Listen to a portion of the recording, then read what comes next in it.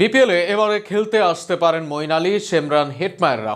সিলেট দলে আগে আছেন মোহাম্মদ আমির, সাইম আইয়ুবের মতো বিদেশি তারকারা। এবার আরও দুই বড় তারকাকে দলে ফেরাতে যাচ্ছে তারা। আরও শুনুন প্রতিবেদনা।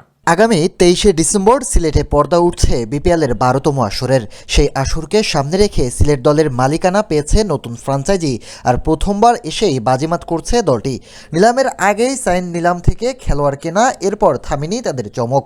দলটির বিশ্বস্ত সূত্রের বরাত দিয়ে ক্রিকফেন্সি জানিয়েছে মঈন আলী আর হেটমায়ারও খেলতে পারেন তাদের দলে।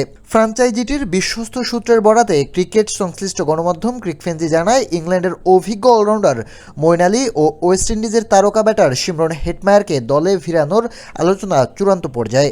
সবকিছু ঠিক থাকলে 4 জানুয়ারির পর বিপিএলে সিলেটের জার্সি গায়ে দেখা যেতে পারে মঈনকে।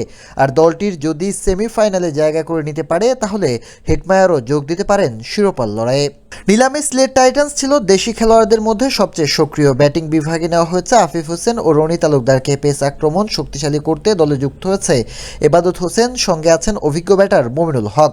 বিদেশি ক্যাটাগরিতে দলটির বড় ভরসা শ্রীলঙ্কার সাবেক অধিনায়ক অ্যাঞ্জেলো ম্যাথিউস এবং যুক্তরাষ্ট্রের টি-20 তারকা অ্যারন জোন্স।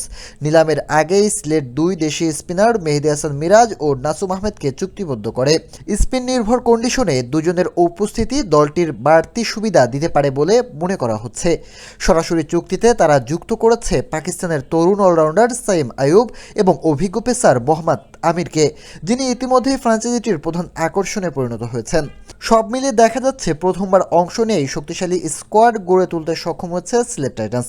মঈন আলী, আমির, ম্যাথিউসদের মতো অভিজ্ঞতা, সাইম, আফিফ, রনিদের তারুণ্য, সব মিলিয়ে দলটি এবারের বিপিএলে অন্যতম প্রতিদ্বন্দ্বী হিসাবে তাকিয়ে আছে শিরোপার দিকে। আগামী 23 জানুয়ারি ফাইনালের মাধ্যমে শেষ হবে বিপিএলের 12তম আসর।